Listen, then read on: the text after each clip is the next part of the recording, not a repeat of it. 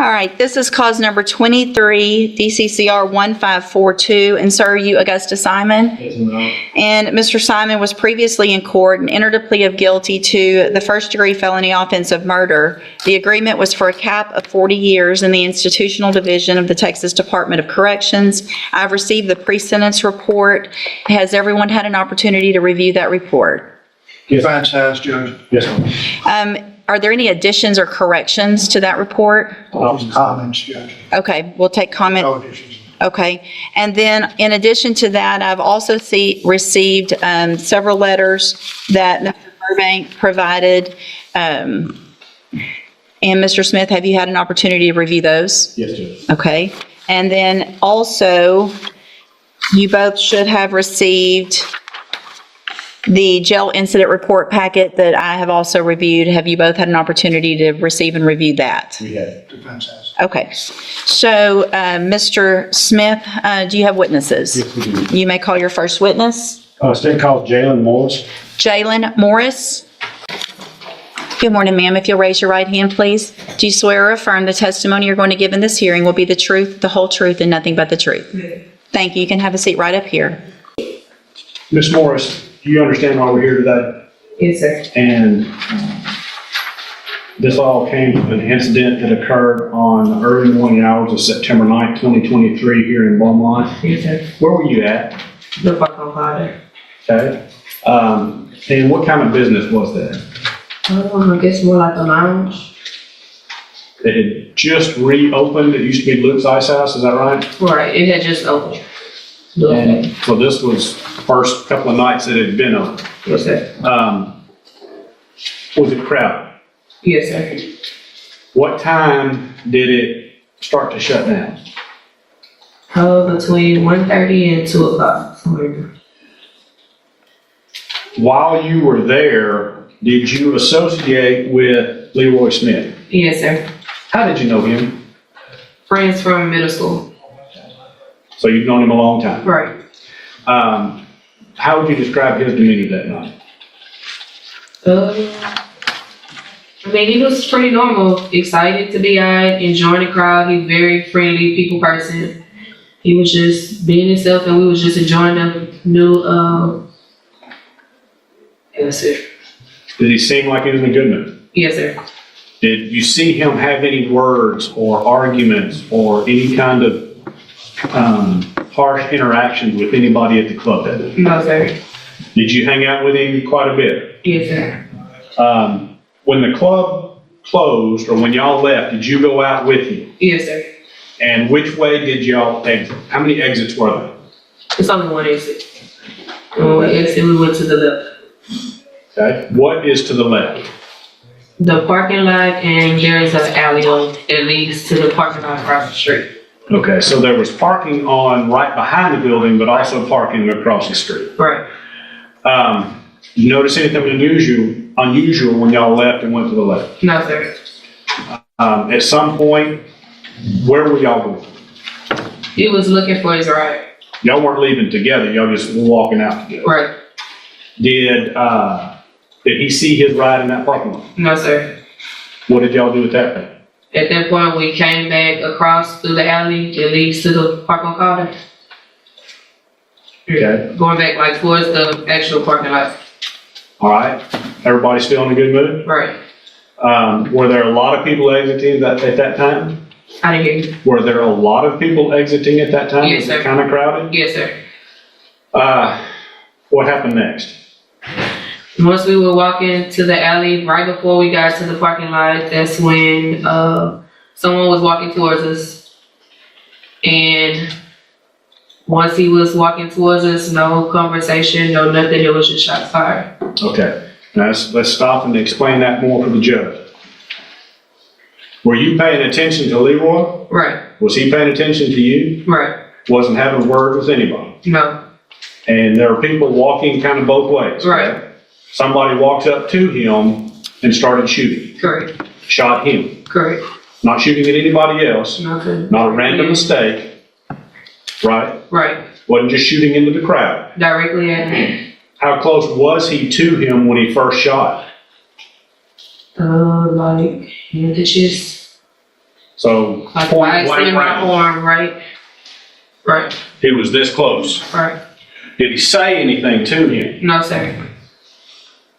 Did he just raised the gun and shot? Right. Anything? What did you do? I froze. Were you in shock? Very, Did, this was unexpected. very. Did it look like Leroy expected or recognized this person? Not at all. Anything unusual happened when he shot him, other than the shooting itself? No, sir. Was he looking at Leroy Smith? Yes, sir. Did he say anything to him as he shot him or after he shot him? No, sir. Did he ever look at you? Yes, sir. When did he look at you? While shooting. So Me and Leroy were side by side. how close were you to him? I mean, were y'all shoulder to Shoulder to shoulder? shoulder. And he walks up and just immediately shoots the guy standing just a couple of feet from you. Correct. And then as he shoots, did Leroy fall immediately? After the last couple of shots, he immediately fell. So when was Mr. Simon looking at you? While shooting him. It was, while doing it, he was looking at both of us. But it was like, once he fell, it was like he was just looking at me. 'Cause I was the last to see. What kind of look did he have on his face? Just like a staring eyes. Was it like did you feel threatened by him looking you in the eyes as he's shooting Leroy Smith? Well, of course, yeah, I was scared. And in fact, you're a little afraid to be here to testify today, aren't you? Right. After he shot Mr. Smith, what did he do? Took off running. Which direction? Towards the parking lot area. That's inside the parking lot. So he ran, y'all were coming from that direction. Right, so he turned shoots around and ran. and then ran. What did you do? After that, I ran inside to notify somebody, and by that time, that's when the police were walking up to the area. Did you ever see Leroy Smith talking to Augusta Simon that night? No, sir. Did you ever even notice Augusta Simon until he walked up and shot Leroy Smith? No, sir. Was this, in your mind, unprovoked? Yes, sir. Yes, it is. Thank you. Mr. Burbank? Morning, Ms. Morris. Good morning. I just have a couple of questions. During the investigation, there was evidence that said that Mr. Simon and the victim had some words inside the club. You didn't see that, did you? No, sir. And basically, the words were that in reference to Mr. Simon's uncle that had just been shot and killed. I don't object to anything that would, that being hearsay. Your Honor, this is punishment, and it's already written in the report. I was just asking if she had heard that. I think she says she didn't hear anything, but you can ask the question, but not, yeah, go ahead. That they were talking about in reference to Mr. Smith, Mr. Simon, about a recent shooting that killed his uncle. I heard none of it. Nothing like that. No, sir. But when you testified, though, it looks like, or it appears that he was looking at you and Mr. Smith, right? Correct. Walking towards him, and then at that point, that was in the alleyway. Correct. When you say the alleyway, was that between two buildings? Correct. And while walking into the alleyway, looking at both of y'all, that's when he I guess, produced the weapon and started firing. Correct. And then you took off for help. Correct.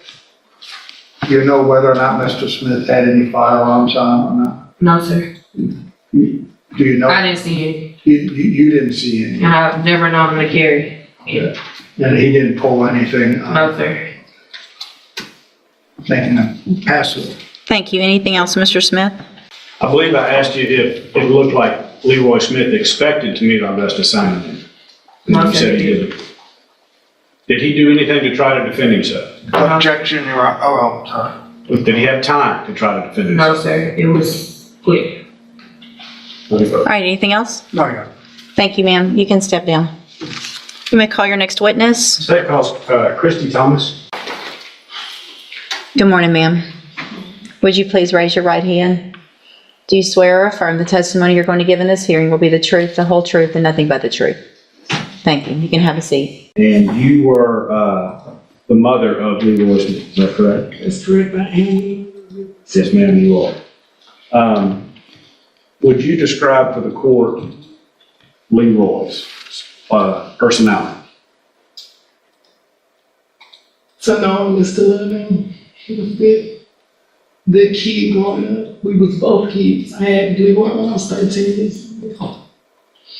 He was a good father, good friend, good brother. He's my oldest child, my firstborn. He was the type of person that even if you was to have any kind of conflict with him to fight, he would walk away from the fight. He would resolve the fight with no fight. That's not who he was. He was loving. He was kind. He was a good all-around person. Was he a gentle soul He was a gentle soul. who wasn't combative? He didn't fight? He didn't fist fight? He didn't argue? He might have argued, but we're not all perfect. I mean, he probably would have argued with you, but he would have never started a conflict. It might have been an argument over something y'all might disagree with, but it would have never been a fight behind the argument. You couldn't see him putting hands on somebody for just what they said? No. That's not a record that's gonna say he's even fought, he hasn't. He doesn't have fights, he doesn't physically have altercations like that. He would walk away from an altercation before he would fight somebody. What was his family life like at the time that he passed? He's the father of 6 children. He was in school and he worked. He had his own business, a small business, a pressure washing business. So his family life was home with his kids and his children and out with his friends. That's it. And he was 29 years old? No, my son was 30. He was 30. He was on his way to be 31. Did he do everything he could to provide for his kids and take care of them? He did. And he worked at pressure washing. So Yes, and he worked in the plant too because he was going to school to be an engineer where was he going to school at? in Lamar.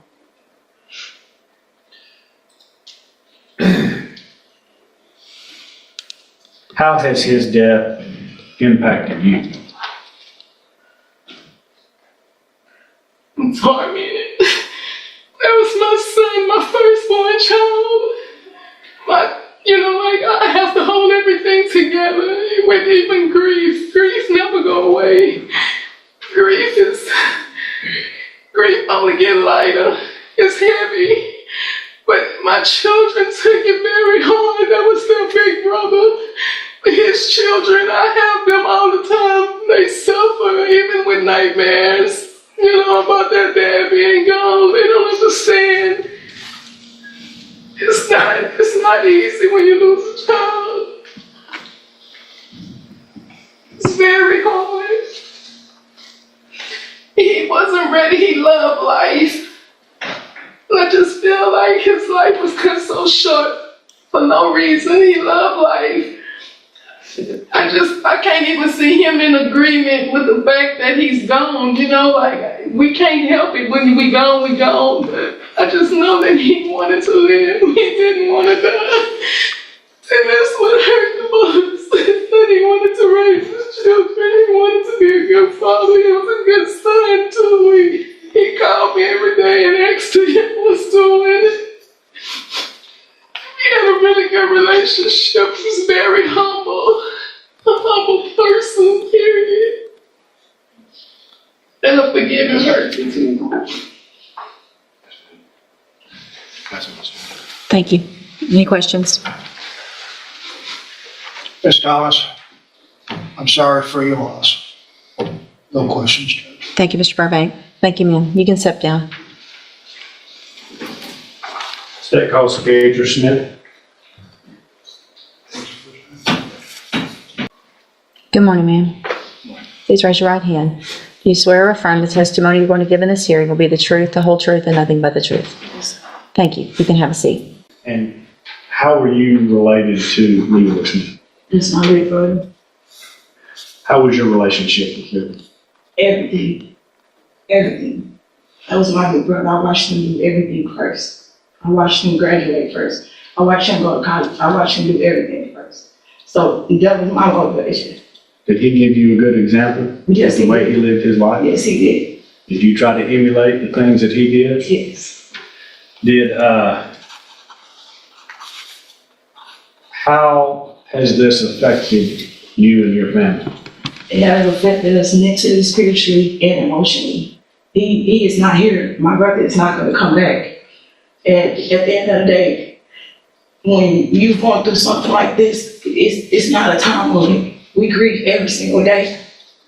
It don't matter how long ago it feel like it just happened to somebody else. It seems like it still just happened to us. And when you grow up with somebody every day in your life, you know, like a sibling relationship, that's one of the most greatest relationships. Our parents kind of joined us a little too late, you know, but when you grow up with somebody every single day in your life, and they just took it, it's not right. So yes, it has a tremendous impact on us. And I'm an officer for the state of Texas too. And my brother, he wasn't there to be able to watch me walk across that state to become a sergeant for the state of Texas. You know what I'm saying? But at the end of the day, what's done is done. But Is there anything else you'd like the judge to know about your brother? he was an amazing person. He loved his family. He loved his kids. Yeah. He got 6 kids that's here by himself. He was the #1 provider for them. My brother had a pressure washer business and he was in school. He had a whole life to live. He still has so much greatness to do in this world. Ain't nobody God. You're not God to determine whether you're going to give somebody life or take life away from them. His journey, his step that God still had over his life, it was cut short. So no, he's not here to finish the work that he still has done.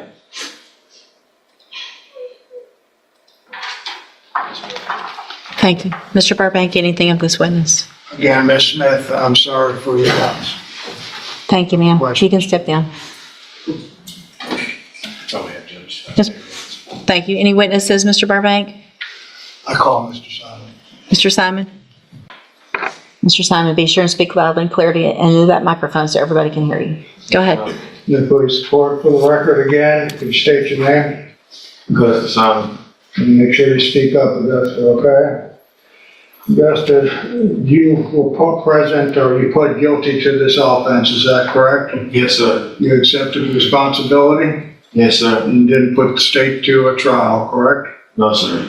Yeah. During your interview, you used words like it was a mistake, that you shouldn't have done what you did. Can you explain what you mean by that it was a mistake? I took actions and I just made a mistake, and I do apologize to the family for what I did. And I wish things would have turned out different. I do sincerely apologize. Well, you had a gun, right? Yes, sir. You had been drinking, as reported in your PSI report, and also smoking marijuana. Think it was the best decision that you made in order to carry a firearm when you were partying? It's the worst decision I ever made. Now you realize what your actions did in reference to what happened to Mr. Smith's family. 6 kids, loving family, sister, her mom. What do you have to say to that? I just really want y'all to know that I apologize. I really do apologize. Y'all might not feel that I'm coming from a place from a heart and I'm sincere, but I really do apologize. I made a mistake. And I asked for y'all forgiveness. I've asked the Lord for forgiveness. I just want y'all to forgive me as well. One of the things too, kind of shifting gear, Augusta, is that though this is a cap, and we would ask for some consideration included in the PSI report, which will probably be addressed. You've been written up to Jefferson County Jail for violations, right? Yes, sir.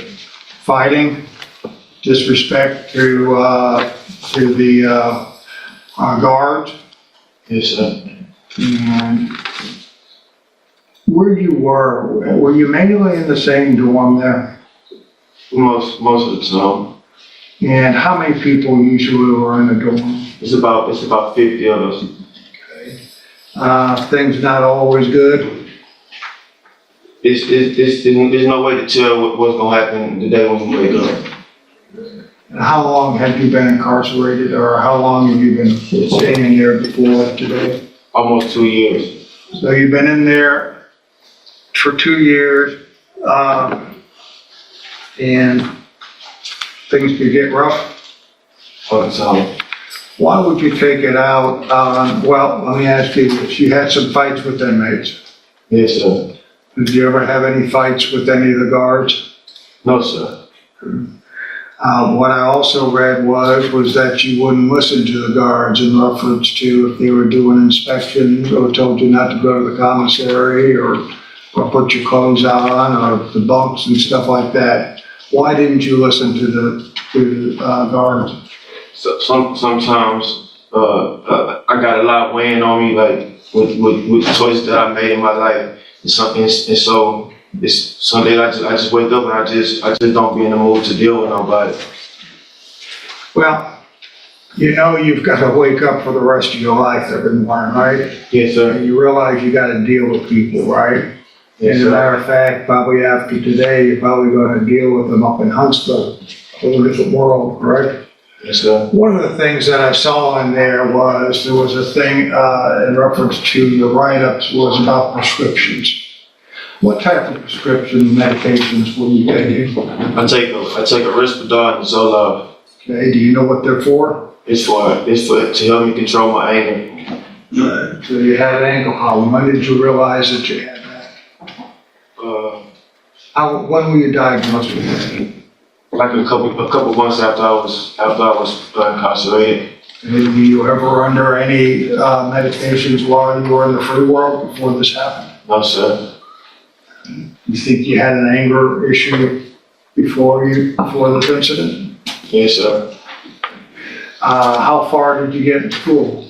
I graduated. You graduated from high school? Yes, sir. Did you work? Yes, sir. Do you have any kids? I have one. How old? He's about to be 2 in February. How? He's about to be 2 in February. 2 in February. Well, you heard that Mr. Smith has 6 children. Yes, sir.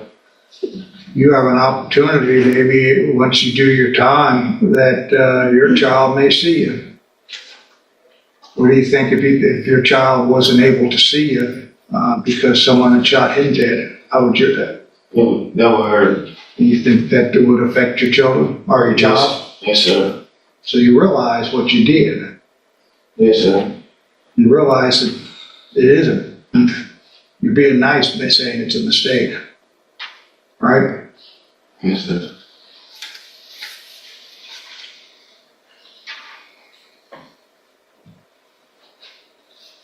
Your Honor, I'd ask the court to take judicial notice of the letters that we provided from the family, and I pass the witness. Thank you. Mr. Smith?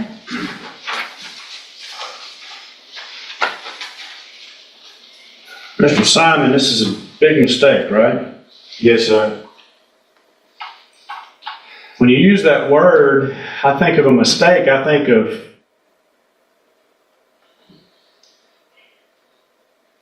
I went to get a haircut, and I parked, and there was a brick plant, and I parked outside of this plant, and there was a car parked up there, and they went to back out, and I thought surely they'll see my truck. It's tall, it's way over what they're going to be able to, they can't miss it.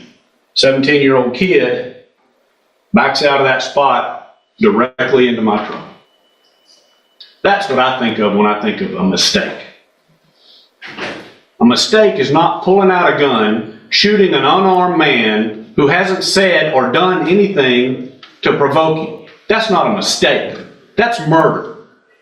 Those words start with M, but they're completely different things. If I took out my gun and I shot your son for no good reason, what do you think should happen to me? Oh, yeah, I don't even know. Do you think I should just call it a mistake and brush it off? Learn from it? Grow?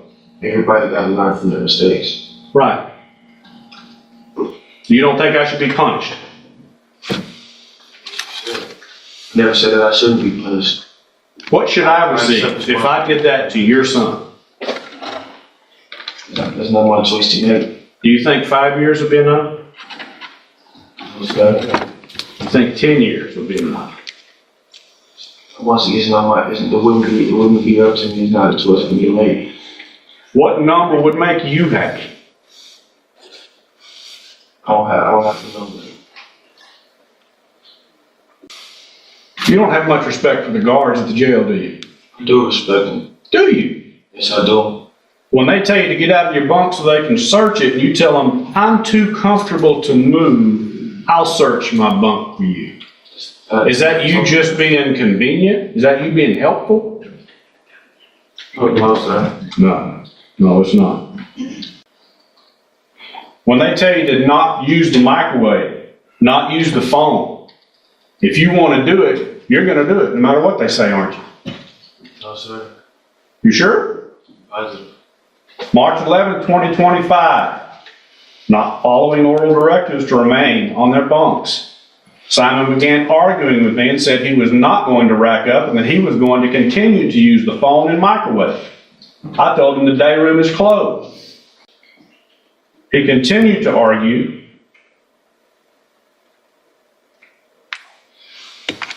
So I told him that he was going to continue to be disruptive, that he was going to have to get out of the door. He said to send him out.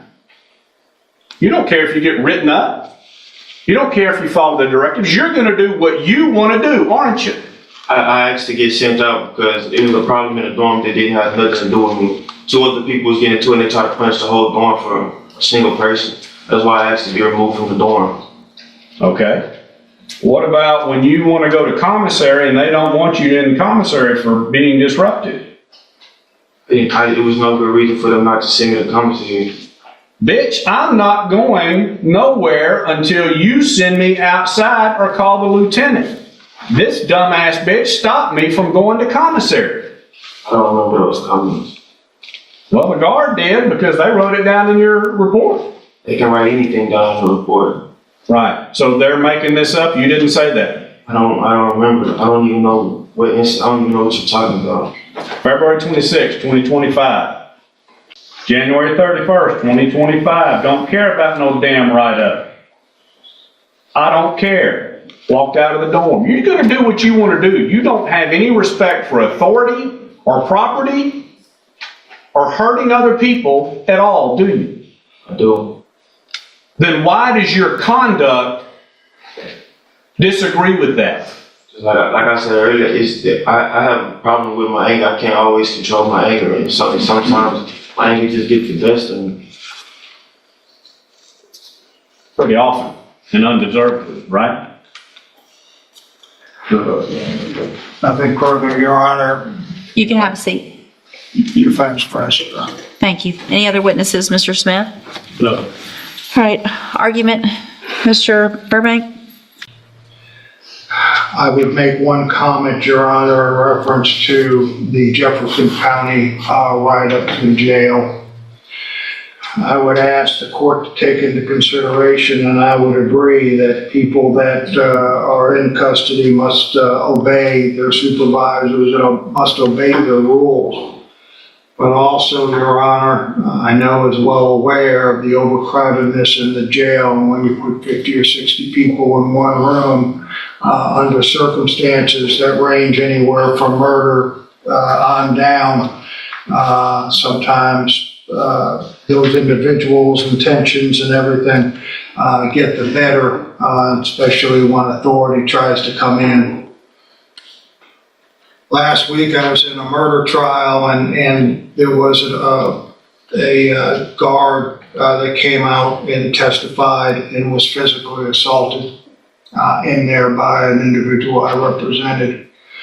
I would ask the court to take notice that there is no physical altercation in reference to that guard, and thankfully there was not. This was just disrespect, and as if you look at those write-ups, Judge, it was commissary, which is treasured in the jail, though it does not call for being disrespectful. But I would also point out to the court that it is a different world in which those people in jail, especially if they're incarcerated for a year, 2 years, 3 years, and up to 4 years in jail, being caged up in one facility waiting for their time in court. Though it was through their actions, Your Honor, that put them there. Sometimes the wheels of justice, as you know, is slow. From the very beginning, and as you read into the PSI report, and especially in reference to the recommendations, which I believe is on the last page, which is page 4, in which I was not present for the report, Your Honor. I said that during the interview, he said his mistake, he noted and sought forgiveness, indicating repentance. Had some feelings in reference to what he'd like to do after he was punished by trying to be a role model, and that, it should never have gone that far. I would ask you to take all that into consideration, Judge. I know that you have a family that's hurting in reference to a loss, and I know, as we all know, that his children will never be able to say hi or goodbye to their father. He has a child, and maybe someday after this is over with, he can put those words into, I hope, he will put those words to good use and try to get, repent or do something productive with his life. Thank you, Your Honor. Thank you, Mr. Burbank. Mr. Smith? Judge,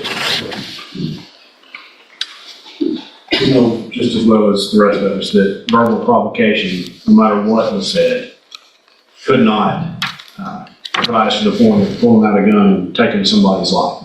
He is not the judge, the jury, or the executioner.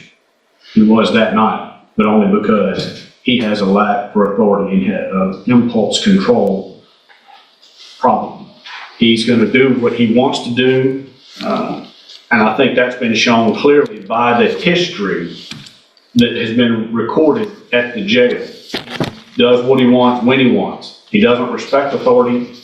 He's going to say what he says here in court because he knows everything's hanging on his words, but his actions speak so much louder than the words here in this court. He took the life of a good man who was a gentle soul, who had children that he was working to provide for. We feel like